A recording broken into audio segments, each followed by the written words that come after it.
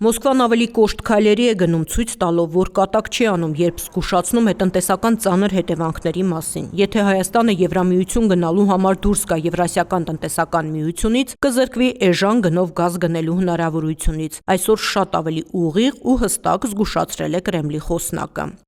Նման ռեժիմ անհնար է ինտեգրացիոն այլ միավորումների, այդ թվում Եվրամիության անդամ պետությունների համար։ Այդ երկրների դեպքում գազի գինը լրիվ այլ է, շուկայական։ Մեր ընկերները Երևանում լավ գիտակցում են սա։ Ավելի վաղ գազը թանկացնելու սպառնալիք էր այսօր հնչեցրել Ռուսաստանի նախկին նախագահ, Անվտանգության խորհրդի փոխնախագահ Դմիտրի Մեդվեդևը, հայտարարելով, որ Հայաստանը ստիպված կլինի 3 անգամ բարձր շուկայական արժեքով գնել գազը, եւ խորհուրդ էր տվել Փաշինյանին հարցնել Հայաստանի քաղաքացիներից՝ պատրաստ են նման ծանր գին վճարել, թե ոչ։ Պարզվում է, նա մեզ լոխի տեղ է դրել, այնինչ հենց ինքն է սխալվել կոորդինատային համակարգում եւ շատ վտանգավոր ուղղությամբ է տանում իր երկիրը։ Նրա վարած վտանգավոր քաղաքականության հետևանքով պարտավորը հայ ժողովուրդն է լինելու, քանի որ կորցնելու է ռուսական շուկան եւ զրկվելու է ԵԱՏՄ-ի ընձեռած բոլոր հնարավորություններից։ Մեդվեդևը, ով միաժամանակ իշխող Միացյալ Ռուսաստան կուսակցության նախագահն է, Հայաստանի վարչապետի հասցեին խիստ կամահրական տոնով է արտահայտվել, ոմնով է դիմել եւ հայտարարել, որ Փաշինյանը որոշել է խզել Ռուսաստանի հետ հարաբերությունները։ Արտգործնախարար Միրզոյանը ի պատասխան պնդել է, որ նման բան չկա։ Այդ պաշտոնյայի տեղեկությունները սխալ են, Հայաստանը շահագրգռված չի Ռուսաստանի հետ, քաղաքական, տնտեսական, մնացած բոլոր կապերը խզելու մեջ, հակառակը քիչ առաջ հավաստիացրեցի եւս մեկ անգամ, որ մենք տրամադրված ենք եւ ուզում ենք եւ ջանալու ենք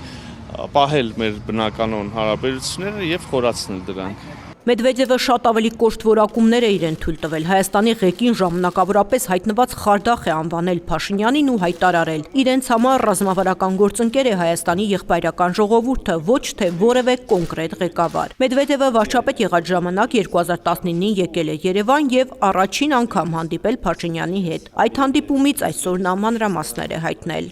Երբ մենք այդ ժամանակ հանդիպեցինք, նա ասաց. «Դուք երբեք չեք ընդունի ինձ, ես ձեզ համար օտար եմ»։ Իսկ ես նրան վստահեցրի, որ մեզ համար չկան յուրայիններ ու օտարներ։ Ասացի, դուք ընտրվել եք ժողովրդի կողմից եւ մենք կաշխատենք ձեզ հետ, բայց թե ինչ քաղաքականություն կվարեք դուք, կախված է բացառապես ձեզնից։ Մեզ համար միայն Ռուսաստանի եղբայրական Հայաստանի ժողովուրդն է յուրային, որի հետ միշտ էլ բարեկամական հարաբերություններ կունենանք։ Նա սակայն ուշադրություն չդարձրեց ասածներիս եւ չգնահատեց Ռուսաստանից եղբայրական օգնության եւ աջակցության բազմաթիվ դրսեւորումները։ Մեդվեդևը քննադատել է Փաշինյանին նաև ԵԱՏՄ գագաթնաժողովներին չմասնակցելու, ՀԱՊԿ-ի հետ կապերը խզելու եւ այդ ամենի ֆոնին իրենց նողկալի թշնամիներին Երևանում հավաքելու մեջ։ Այսքանով սակայն նա չի սահմանափակվել, հայտարարել է անգամ, որ Փաշինյանը Հայաստանը տանում է Ուկրաինայի տխուր ճանապարհով եւ բաց տեքստով ակնարկել, որ այլ մոտեցումներ ունեցող իշխանության դեպքում կհարթվի Հայաստանի հետ հարաբերություններում ստեղծված ճգնաժամը։ Մենք պատրաստ ենք հետագայում եւս շարունակել փոխշահավետ համագործակցությունը Հայաստանի եւ հայ ժողովրդի հետ, բայց դրա համար անհրաժեշտ է, որ մեր դաշնակից երկիրն ունենա կառուցողական տրամադրված ղեկավարություն, որը պատրաստ է բարեկամական հարաբերություններ զարգացնել Ռուսաստանի հետ։ Այս հարցում որոշում կայացնողը հայ ժողովուրդն է։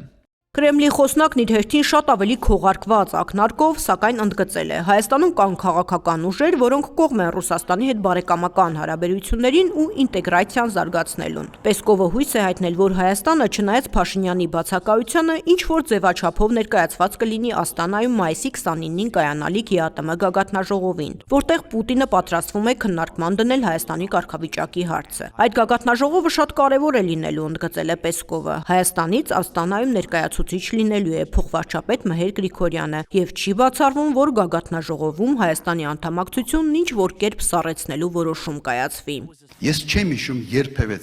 անկախությունը ձեռք բերելու օրից, որ Ռուսաստանի պաշտոնյաները այսպիսի կոշտ հայտարարություններ անեին Հայաստանի նկատմամբ։ Հայաստան դաշինքի առաջնորդ Ռոբերտ Քոչարյանը կրկին կոչ է անում իշխանությանը կանգ առնել, քանի դեռ ժամանակ կա։ Մոտ 2-3 ամիս է ասում եմ մի արեք, փորձանք եք բերում մեր ժողովրդի գլխին։ Գինը դուք չեք տալու, գինը տալու է մեր ժողովուրդը։